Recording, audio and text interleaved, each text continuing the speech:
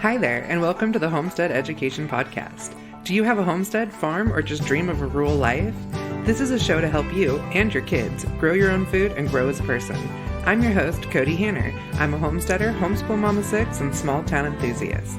I was raised by an old school rancher and blessed by the grace of God to have been exposed to so much of what rural life has to offer.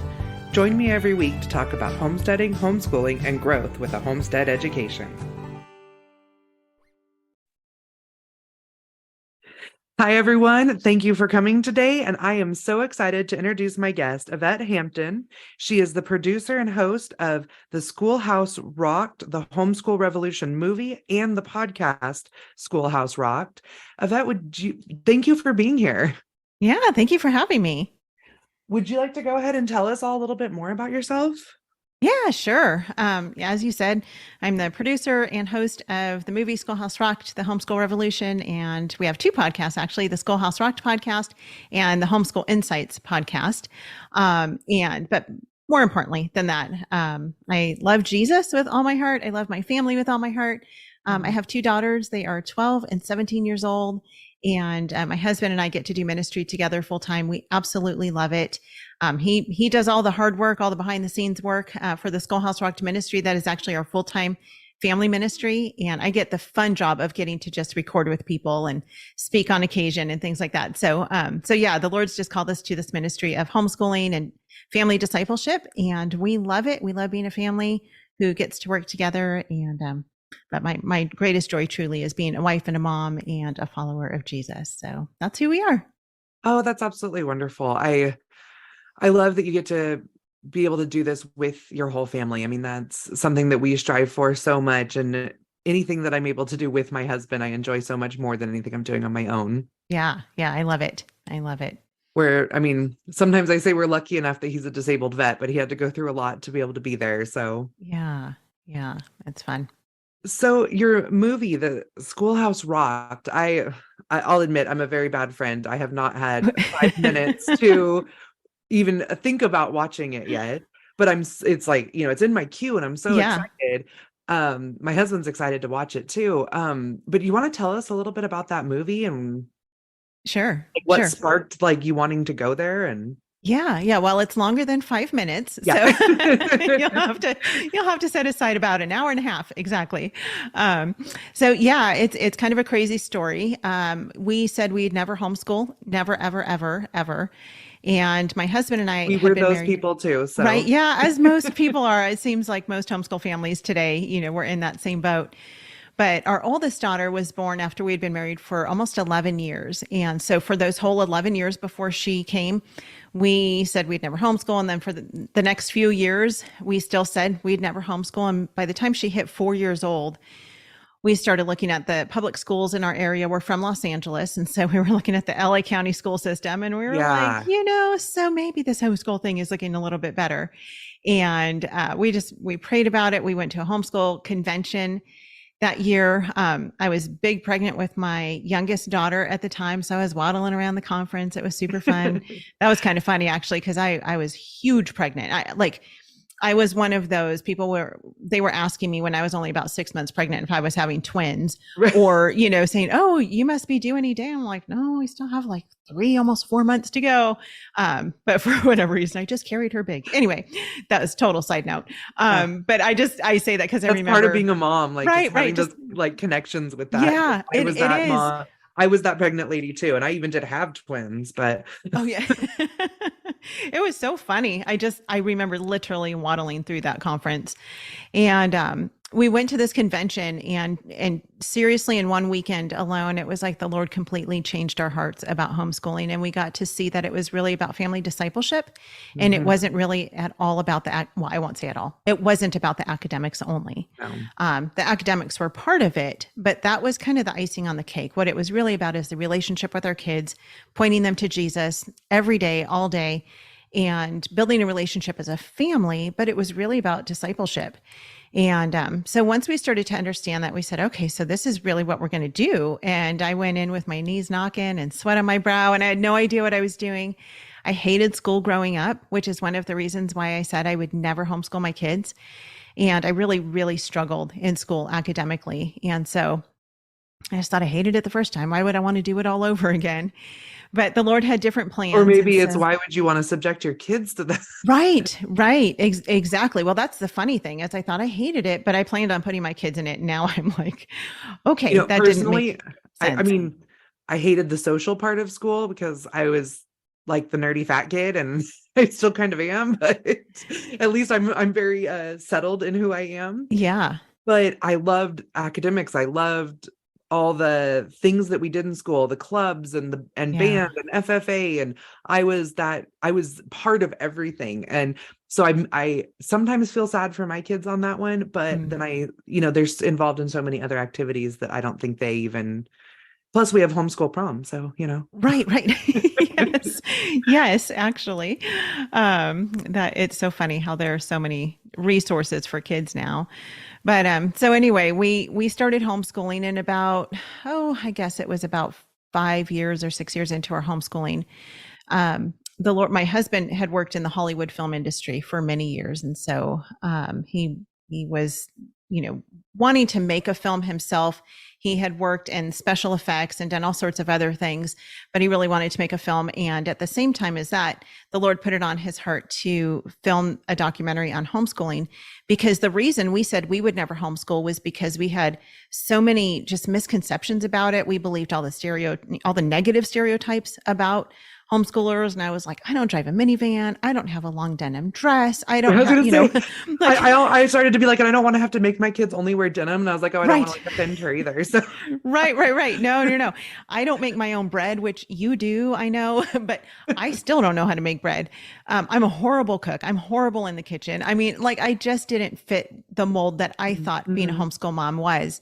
And so I just thought I can't, like, I'm never going to be able to do this. And so, um, when we started homeschooling and the Lord had changed us and we got into it and we were so many years into it and realized that, oh, yes, we can, not by my own strength, but by the Lord's strength and by his wisdom, Mhm. we can totally do this. We wanted to share that message with so many others because we were meeting so many people and seeing so many people post on Facebook and stuff that, I just can't do this homeschool thing. I don't know how to do this. And they had the same misconceptions that we had. And so the Lord put it on my husband's heart to film this documentary. And he said, I don't know how we're going to do this, but we're going to just trust the Lord. And so we did. And kind of as part of that story, we were living in LA County. We sold our house and pretty much everything in our house, loaded our kids up into an RV, and we left California in December of 2016 and ventured out into the country, not really knowing where we were going or who we were really going to interview. We had already done a couple of interviews, but we didn't know how it was all going to unfold. We just trusted the Lord. And so God was just incredibly faithful, and he orchestrated the whole movie. He orchestrated an incredible cast for us. And so Love we that. You're like trusted giving him. me chills that you're able to take those passions and put them together. Yeah. Yeah. It was amazing. And so it took 5 years actually to make the movie, which was a really long time. We never could have imagined that it would take that long, but a lot of things played into that. One was that we had to do the whole movie through fundraising. And so it took that long. We would fundraise and then we would do what we could as we had money to do it. But then COVID hit. And so that threw another wrench into it, which actually ended up being a really good thing because so many parents brought their kids home because of COVID. Mhm. And the movie came out in 2021. And Oh, so it wow. was What a right. perfect It time. was amazing because that was the time where all these parents are like, what do we do? We don't want to put our kids back in school. And we were like, well, here's a movie all about homeschooling. And so, Right? yeah, God That was was just the good. same year that I released my first curriculum. So I definitely Oh, know yeah. like Yeah. the boom that happened with that and just Yes. like how hungry everybody was for knowledge. Yep. And still are. I mean, it's still Mhm. holding strong. A lot of people have put their kids back in school, unfortunately, but a lot of parents have kept their kids home because they realized during that time that they could do it. They had thought about homeschooling, they're seeing what's going on in the public school system, and they're disillusioned with it. And, they thought, well, we could never homeschool. And then they were forced to bring their kids home and they were like, oh, well, on second thought, maybe I actually can do this. And so God's Right? timing for the movie was absolutely perfect. Wow, that's wonderful. I mean, I was just talking this weekend about how so many people are opting out of systems that they thought that they needed, and COVID made them realize they didn't need them. Right. Yeah. And so, I mean, that's they're homeschooling, they're, some of them are going that route of growing their own food and those types of things, but there's just so many other systems that people are saying, I thought I needed that and I realized I don't know. Right. And I love that draw of independence. Yeah. Oh yeah. Yeah. It's been incredible. So we've got the movie, in the process of filming the movie, about a year or so into the movie, about a year and a half into filming the movie, we had met so many incredible people that became, cast members in the movie, and some that didn't even make it into the movie, but that were just amazing people. And so my husband said, I think we should start a podcast because we have access and we've become friends with all these people. Let's start a podcast and we can invite these people to come on. And so that was almost 6 years ago that we started the podcast. And by God's grace, it's still going. And like I said, we have 2 podcasts now, but we talk about on the podcast all things homeschooling and family discipleship. So kind of with the movie, and what was really cool about that was that the movie came out and we're like, okay, now you know all the whys of homeschooling. Here's now a podcast to take you through the journey of homeschooling your kids and discipling their hearts. Oh, that's awesome. I love that there's so many resources like you out there. You said you have 2 podcasts. What's the other one focused on? So the Schoolhouse Rocked podcast is our main podcast. And that one we air Monday, Wednesday, and Thursday of every week. And it's basically a 1-hour-long conversation that we break into 3 20-minute episodes. And so it's just, stay-at-home moms, homeschool moms don't usually have more than 20 minutes to listen to a podcast all at one time. And so it worked best over the years. We figured out to just break it into 3 20-minute episodes. So that's our main one. But then we have the Homeschool Insights podcast, which is really cool because that one, we take kind of the most powerful bites of each podcast. We also have an online conference called the Homegrown Generation Family Expo. And so we take parts of the podcast, parts of the online conference. I'm not sure if there's parts of the movie in there yet. If not, at some point, I'm sure there will be. But that podcast we've only had for a year, and it's 10 minutes or less of just kind of these power clips of really strong encouragement. And so for the mom who doesn't have even 20 minutes, she can listen to this. And usually every episode is somewhere between 7 minutes and 10 minutes. And that one is daily. And so that just brings kind of a daily dose of quick encouragement for the homeschool mom. Oh, you just gave me a new homework assignment. Yeah. I really love that. I mean, I know I listened to one of your guys' podcasts. It was the one you had with Abby on recently. I think it was one. Oh gosh, it was about a month Abby ago. Halberstadt? No, Abby Ranella. Oh, Abby Ranella? Yeah. Oh, okay. And you were talking, she was talking about why you should homeschool and mapping that through the Bible. And I was just so energized from that conversation. I actually that night had an opportunity to share with a mom that had been drawn to homeschooling and didn't know if it was right for her family. And I was able to, it just gave me so much energy to be able to teach her and give her inspiration and, give her the information that you guys were able to share and your guys' name, and told her to go look up, go listen to it for herself. Cause I'm sure I was butchering it. Yeah. Thank you. Yeah, that's awesome. Yeah. Abby's amazing. And that message is so good of the why. Cause if you don't know your why of homeschooling, it's easy to give up. And, it's like your why of anything. If you don't know why you're married to your spouse, when things get hard, it's easy to just throw in the towel and say, this is too hard. But when your why is because Jesus and because family, it changes your perspective on things. And so homeschooling is the same way. You have to understand why you're doing it in order to keep going on the hard days. Oh, absolutely. I chuckled when you started to say that, because I teach the why of homesteading with a lot of what I do. Yeah. And our why is because science. Right. And, because, animals die if you don't water them. And that's, sometimes it's that simple with the kids, but yeah, for sure. No, I love that. You said that you have an online summit that you do every year. Do you want to tell us a little bit about that and what inspiration families can get from it? Sure. Yeah. And we don't do it every year. We did it 3 years ago. It was so interesting. It was, our first one we did 3 years ago. And it was right before COVID. It was right before everything shut down. And then we just hosted another one back in February or March. That sounds right. Yeah. I think it was March. And it's called the Homegrown Generation Family Expo. And it's really cool. It's a live, interactive online conference. And so every one of our speakers comes on live and the audience can actually interact with them and ask questions and, comment and stuff. And so it's super fun because there's people from all over the world who take part in this. And we had just an incredible speaker lineup this year. And this year our focus, so the first year we did it, we really focused more on homeschooling and kind of on the how to homeschool. As a matter of fact, that episode you listened to with Abby on the why of homeschooling was taken from that first conference that we did. Oh, okay. The second one that we did a couple months ago, we focused a lot on worldview and biblical authority and why that's important in our families and in the homeschool world. Because if you don't know what you're teaching, you have to know your why, but you also have to know what you're teaching your kids and by what worldview are you going to teach them. And so you put all those things together and it really makes parents think about what it is that we believe and why we believe what we believe and how are we going to teach that to our kids and how are we going to teach them that the Bible is the ultimate authority over everything else, no matter what culture is telling us. God's word is not silent on the issues that we're facing in today's culture. And so we're facing some really scary things and to be able to teach that there is an answer to that. Yeah, absolutely. And there's only one answer to that, and that's the Bible. And so we talked a lot about biblical authority. And so it was really fun. I mean, we had some incredible speakers for that conference. And so people can find out more about that.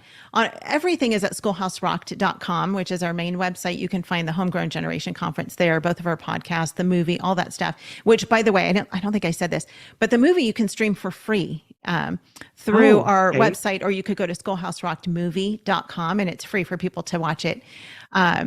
But the conference you can get through there, or you could get that at homegrowngeneration.com.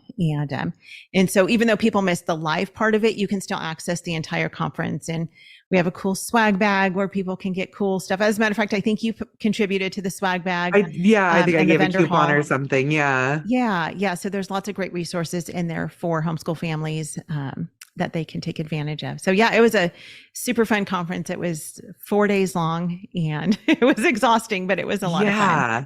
It's so wonderful that you offer your movie free because it's so many people need inspiration. And this, there's days we've been homeschooling for almost 8 years now. And there's days when I'm ready to put them all on the bus. Right. I don't think I ever would, but there's days that I strongly think about it. Yeah. That's the time when you just pop in the movie and go, okay, remind me again why I'm doing this. Yeah. Well, I just remind my kids they still have to milk the cow before they catch the bus at 6 o'clock in the morning. And they're like, we love homeschooling, Mom. Right. That's funny. Because we live 40 minutes from town. So oh my goodness. Oh, even if I drove them, they'd have to be up at 4 in the morning. Oh no. Oh no. Yes. That's crazy. So I would love to hear if you have any advice, some actionable advice for families that are, either starting right at kindergarten or even as transitioning families. Yeah, well, it's that's a big question because it really does depend on where you're starting. If you're starting and you've got little ones who are just going into kindergarten or elementary school, take it easy. That's my greatest piece of advice is just take it easy. We have this idea as parents, especially if we've never homeschooled before, and this is the one. I want to say mistake, but it's not really a mistake. It's just a misunderstanding. I think it's a misconception. It's a misconception that homeschool moms have and homeschool dads have is that when you bring your kids home, or if you start out homeschooling, that your homeschool should look like a traditional school. Like it should look like the classroom. Oh, I'm totally guilty. I did it for a good couple of years. Oh, yeah, me too. Most moms do, unless they've really studied homeschooling beforehand, they do that. So you bring your kids home and, we went as far as to actually say the Pledge of Allegiance every morning. Like we were going to make this look like school at home. And it puts so much pressure on the parent because you think that you need to make it look like a school room. Some even have desks, which for some people, I suppose that works. I did not like having to be dressed and my coffee drank before school started, but I felt like if I expected them to be prepared, I needed to be prepared. Right. Yes. Yeah. And so we put so much pressure on ourselves as parents to think that it should look like school.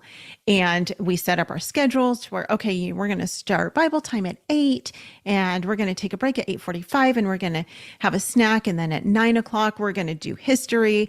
And then at 10 o'clock, we're going to have a recess, and we make it look like a school day. And then we get about a day into homeschooling and we realize, this isn't working. This is the most unrealistic thing ever.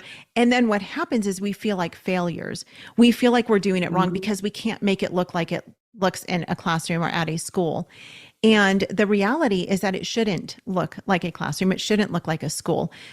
Schools are institutions that are created to make kids like robots, to where they don't think for themselves. They have no time to explore or create or discover who they are, or discover the world around them.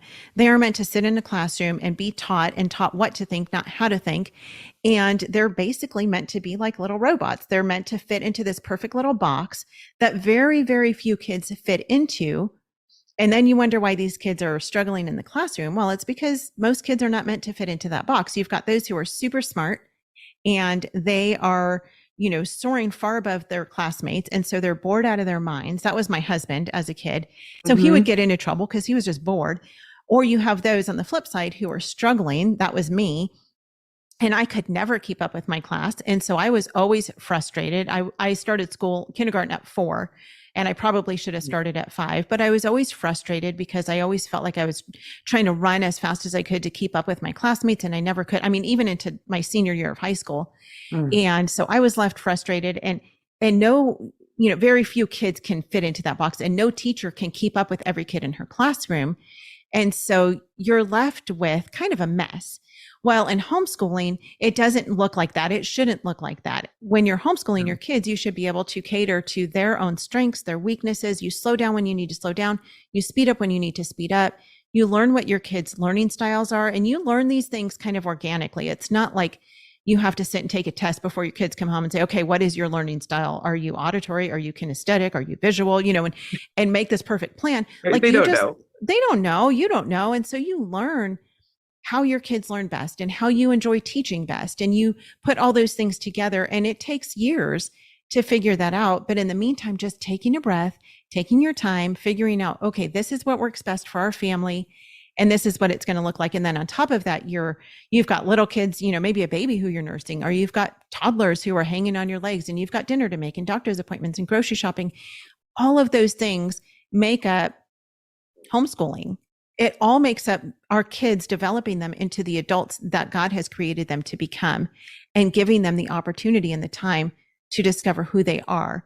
And so I think, for those moms who are just starting their journey of homeschooling, go into it and realize, take it slow, one thing at a time, figure out who your kids are. If you're bringing your kids home from school, spend some time just kind of deschooling them, like try to get out of your mind and theirs. I'm also guilty of that. I didn't do that. Yeah. Well, but yeah. And I mean, I did it later guilty. though. 2 years later, or almost like a year and a half later, when I realized we should have never done the school at home type thing. And we did school. I just said, guess what? We're taking a break. And we took like 6 months off school. Yeah. Yeah.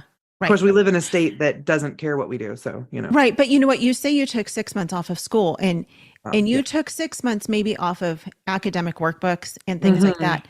But your kids were learning every single day. They were learning things far beyond what they would ever be taught in a classroom. And we weren't putting in front of the TV for a second. Right. Yeah. If you're doing that, you're doing it wrong. Right. But yeah, it depends on what you're watching, but that's true. That's true. There are a lot of good educational shows that our kids can watch, but it just doesn't have to be as hard as we make it to be. And it shouldn't be that hard. And so, taking it easy, finding community around you, if you have that, to do life and school with. This year my girls both did co-op classes, and they were just individual classes. It wasn't like they were at co-op all day, every day. They took like cooking and home ec and a paramedics class and a writing class, just fun stuff like that. And so it's fun to get involved in other things.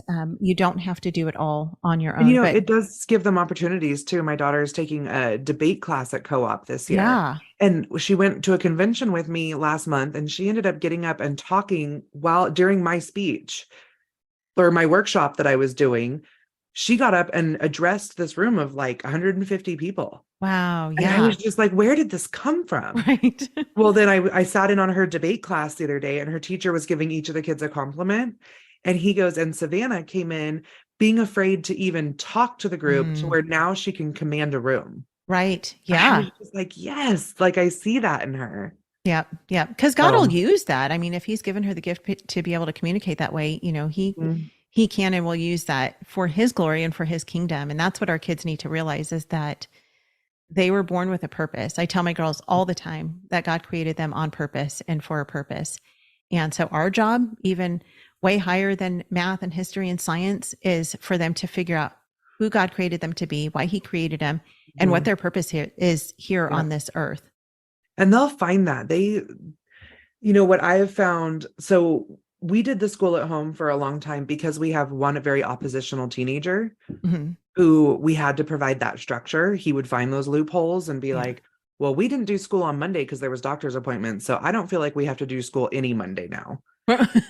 And so, I mean, it was very like, I even had to like schedule doctor's appointments outside of school hours. And I mean, it was, so a few years ago, he actually started working outside the home, and he's doing wonderfully now. He's an electrician's apprentice. He makes more than I've ever made in my life, and is working on, going to community college one day a week towards his apprenticeship program.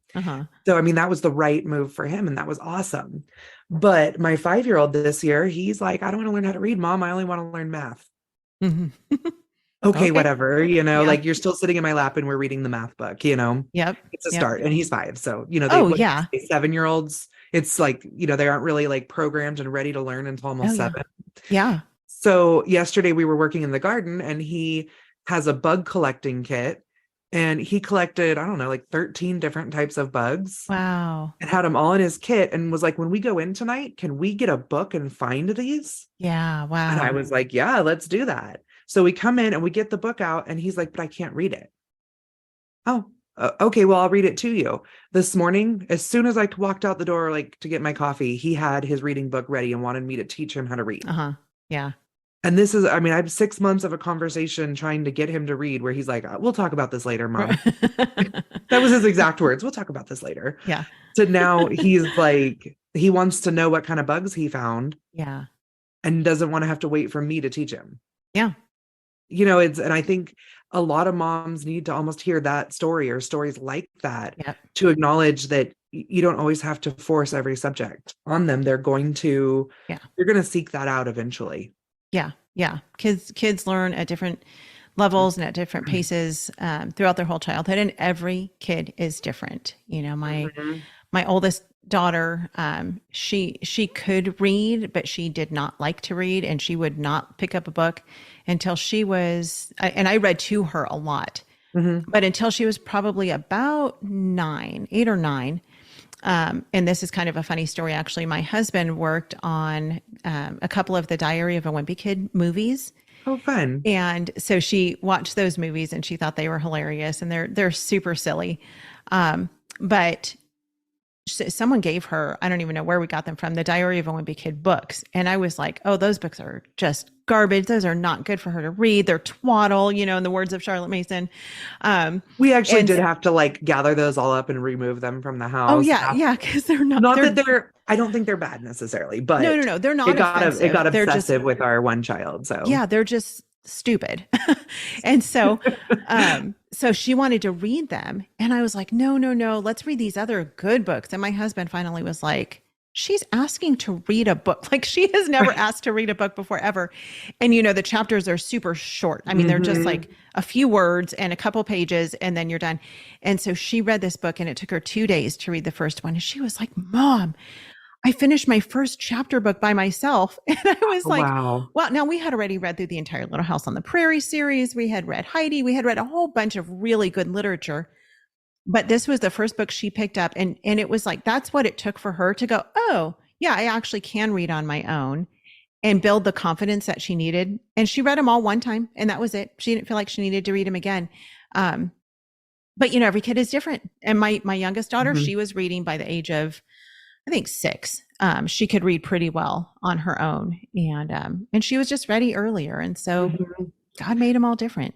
Right. Well, I have my teens are neurodivergent and they kind of get obsessive on certain things. And one of them happened to be they were in a reading competition, it was called Battle of the Books in the third grade, where Oh, they had wow. to read like 10 books and then they did like a bowl thing on it, like a trivia bowl. And I mean, their team went to like grand champions and stuff.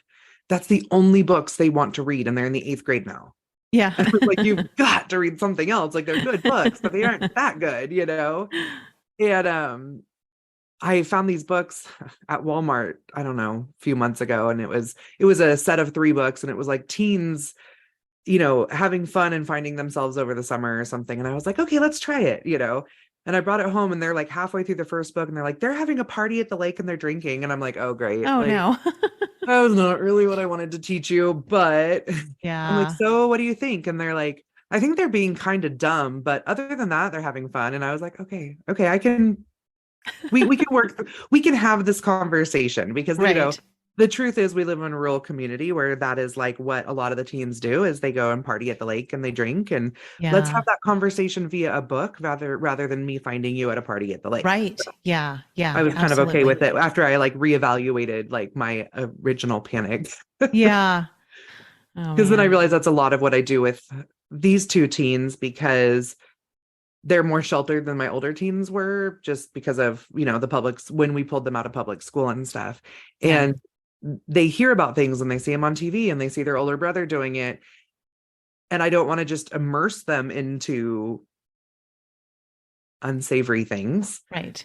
So I kind of like, this is happening. How do you feel about it? And Yeah. I'd rather them learn it at home with me where we can have these healthy conversations than Yeah. for them to go off to college and suddenly be Right. immersed in that culture. Yeah. Yeah. Yeah, for sure. And I mean, homeschooling provides us with such an opportunity to be able to be the ones to talk to our kids about Mm-hmm. life's issues and struggles. And, somebody's going to disciple your kids, someone. Mm-hmm. And that can be you, or that can be the world, or that can be a public school teacher, or that can, be even a youth pastor. But I think that's where so many people get it wrong is they think it's someone else's job to teach your Mm-hmm. kids. They think it's the teacher's job or the youth pastor's job or the pastor's job. Mm-mm. And it's not, it's your job. God gave them to you. And it's your job as their parent to be the one to teach them the things. And not that you can't have other people influence their lives as well. I think that's important to have people that you trust. But as their parent, God has given us the responsibility Mm-hmm. to train them up, to teach them truth, and to help guide them through these crazy, rocky years of childhood and going into adulthood, because it's scary, and no one's going to do it like we will. No one loves our kids like we love them because they're Mm-hmm. ours, and no one has their best interest in mind like we do because they belong to us. God has entrusted them to us, and so it's a big responsibility, but one that I think is the greatest privilege in the whole world. It really is. And I'm so thankful that I've been able to have as many years of influence on my kids as I've been able to, deciding to start homeschooling 8 years ago Yeah. and for my 2 younger ones, they've never even been to school. Yeah. Well, besides co-op. And although I did have a child at co-op the other day tell me that he doesn't think he should have to go to co-op because that's part of the system. Oh. I was like, sit down and make your pickles. That's funny. Yeah. I mean, I was a little bit proud that 6-year-old was like, bucking the system with me. Yeah. But That's hilarious. I was like, I feel really bad for your mom right now. Yeah. That's She's funny. like, I just wanted him to get out the door this morning. That's a crack up. Yeah, I always love those ones that have something to say, and then I'm glad that they go home to their parents. Yeah. But I always forget the quote, and I think it's probably one of the most, I don't know, I don't want to say inspirational quotes because the quote is not inspirational, but it inspires me. And it was that what Rockefeller said about starting traditional schools, it was to give his workers' kids a place to go so that they could work. And he actually said something along the lines of, I don't want thinkers, I want workers. Hmm.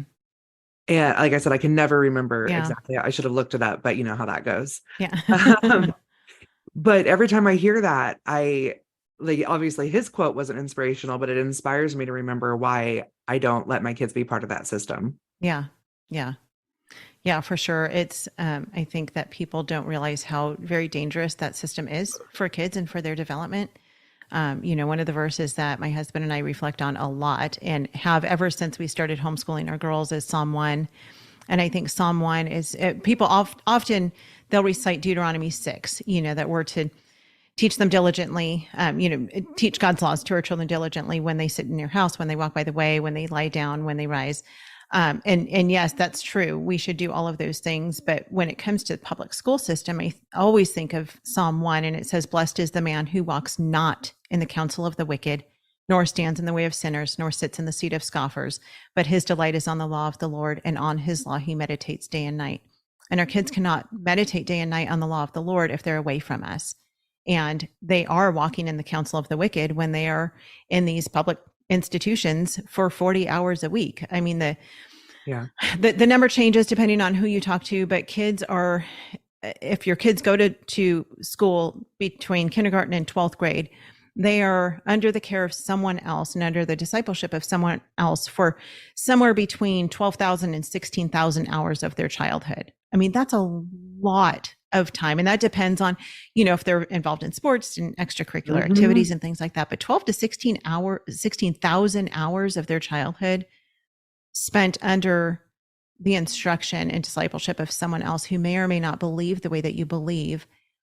That's a really, really, that's a big influence. And then we wonder why our kids are coming out of these schools and, they don't believe what we've taught them to believe. They're just completely off the rails. And it's sad. I was actually talking to a couple moms at our co-op a few weeks ago, and we were talking about behavior and how a lot of parents will say, I could never homeschool my kids because, I just couldn't stand to be around them all day. And I said, well, the reason for that is because they're not the ones raising their kids.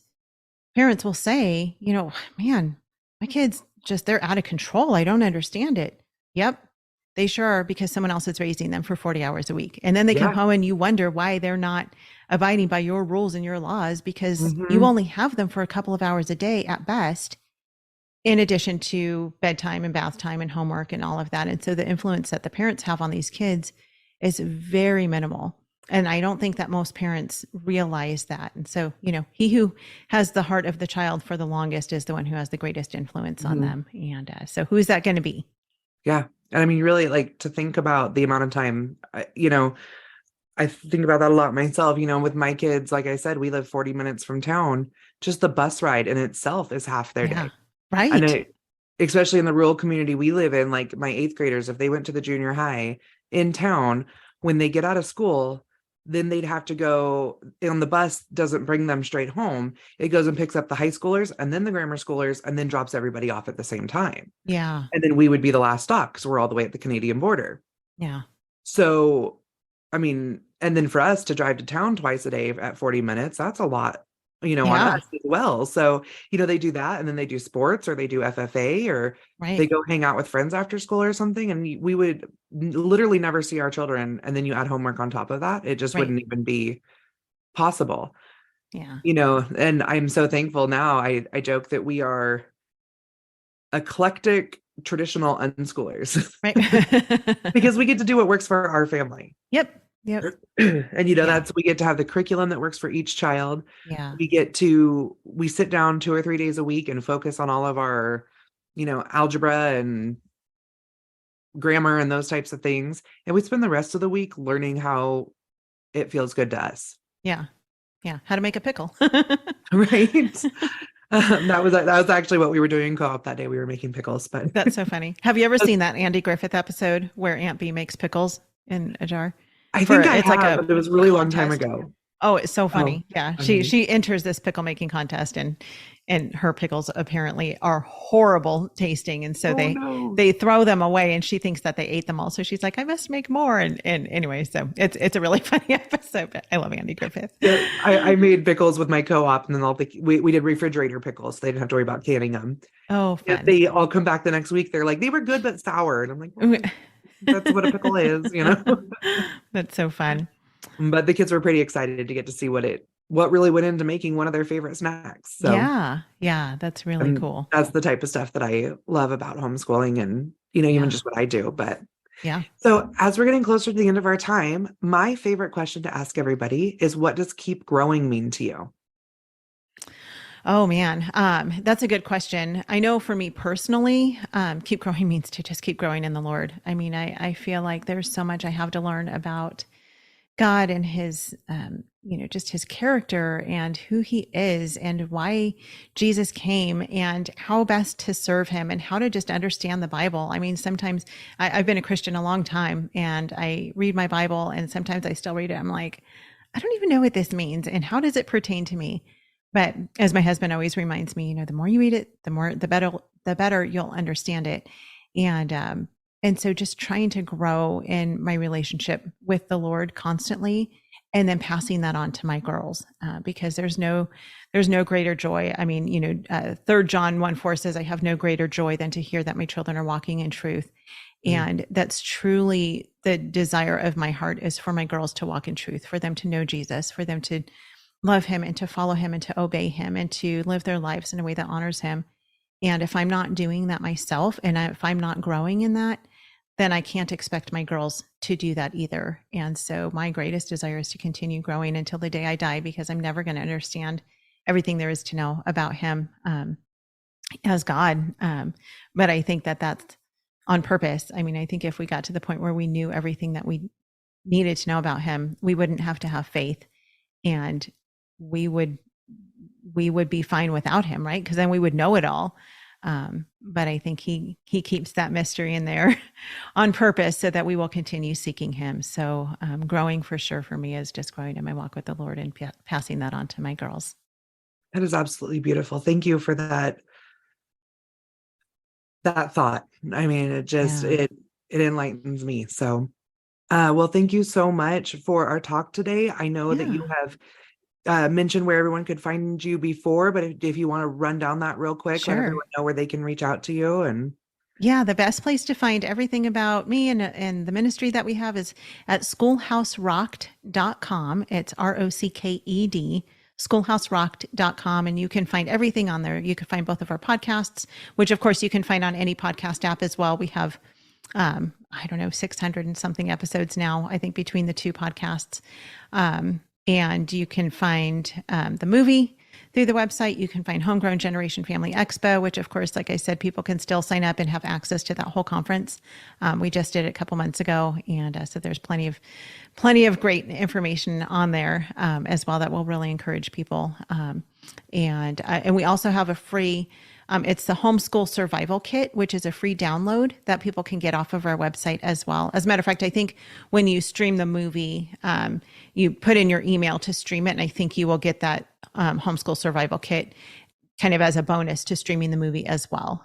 So all that is awesome. Up there, and lots of resources. I'll make sure I link all that as well. Yeah, thank you. Well, I really appreciate you coming on today, and I can't wait to see where you head in the future. Yeah, thank you so much, Kody, for having me. I really appreciate it. Thank you. Thank you for joining me today at the Homestead Education, and I hope that I have given you something to think about this week. To help others find me, please comment and leave a review on your favorite podcast player. You can also follow me on Facebook at the Homestead Education and Instagram at Homestead_education. Do you have questions that you would like answered or just want to say hi? Please email me at hello@thehomesteadeducation.com. Until next time, keep growing.